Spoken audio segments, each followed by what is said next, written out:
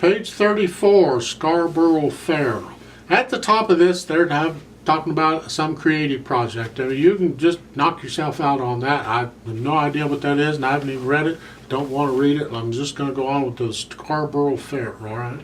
They do have a notes for the right hand does the notes with the stems up, and the left hand does the notes with the stems down. We've been through this before, so that's the way this is going to work. They have a quarter rest in this. I don't know that we've had rests before. A rest is the same as the note, except you're quiet. A quarter rest, every note has a corresponding rest. A quarter note has a quarter rest, all right? So instead of playing a note for a beat, then 3/4 time, quarter note gets a beat. So instead of playing a note for a beat, we're going to rest for a beat. And that's all it is. It's a left hand last note, or last beat on the second line. There's a lot of tied notes in here. Make sure you get those, okay? You got tied notes and slurs and everything going on, and it gets confusing sometimes. For instance, look at the last line, last two measures. The whole line has a slur over it. That's a phrase, so you're going to connect that line, the melody, all right? Then the left hand has a 3-note chord. Okay? All 3 notes are tied. So you're going to hold down all 3 notes for a total of 6 counts. Now when they do these ties on these chords like that, they have to tie every note in the chord. They can't just tie one and expect you to do it. Because in music, if let's say they did not tie the middle note, they only tied the 2 outside notes, well, you'd play it here, and then when you got to the last measure, you'd have to play the middle note again, because it wasn't tied. You know, so they're independent of each other on that, so they have to tie every note they want tied. Now something else in the left hand I want to point out, it's a little tricky, is the third line.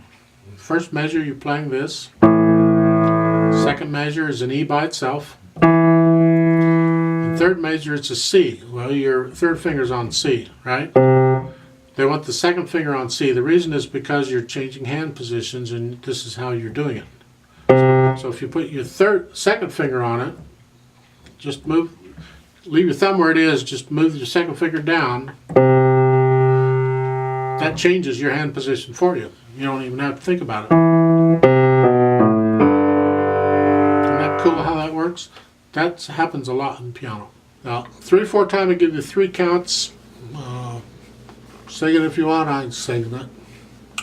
Try and do the phrasing with a little break or a little silence between the phrases, so we get that too if you can. You're going to move the right hand a little bit. You're going to move the left hand too a little bit. The left hand starts out here in A. If you look at the third measure, you go down 1 key on the piano to G, back up to A. Last line similar, it moves around a little bit too, and later on, right? Try and do it without having to look at the keyboard. You'll be able to do 1 key, all right? The right hand moves around too. You might have to look down at the keyboard for that when it comes, because you're starting here, and then in the second line, that second note is an E with the index finger, so you got to go up to here. Right? Right. Then in the third line, second measure, you have a G, and then you play the E with the second finger. In the next measure, you're going to play the E with the 4th finger. Playing the same note, the same pitch with 2 different fingers. Very common in piano. It is an effective way to change hand positions. So, and you want to eventually get to where you can do that without looking. So you just have the feel of where those are. Then the last line, you got to move the hand on down to A. So you're going to move around a little. Now, you may understand this, you may not. That's the problem. You're not in front of me, I don't know what you're understanding.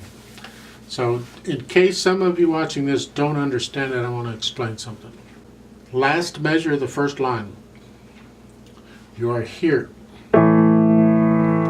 Those notes are tied over to the next measure. That's the first measure of the second line. In the right hand, it's a quarter note. So that A when you play that in the last measure, you're going to hold it 4 counts. 3 for the dotted half and 1 plus 1 for the quarter. You're tying it to a quarter. And then you're going to lift it up and go on. Well, in the left hand, it's a dotted half note tied to a dotted half note. So you're going to hold that down for 6 counts. You know, so they're different, right? But that's okay. So you're here. So I go 1, 2, 3, tie.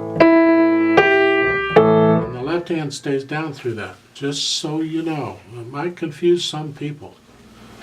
Let's try this. I'll give you 3 counts, or give us 3 counts, and we'll play it together slowly. So they're starting out here and here. All right. 1, ready, go.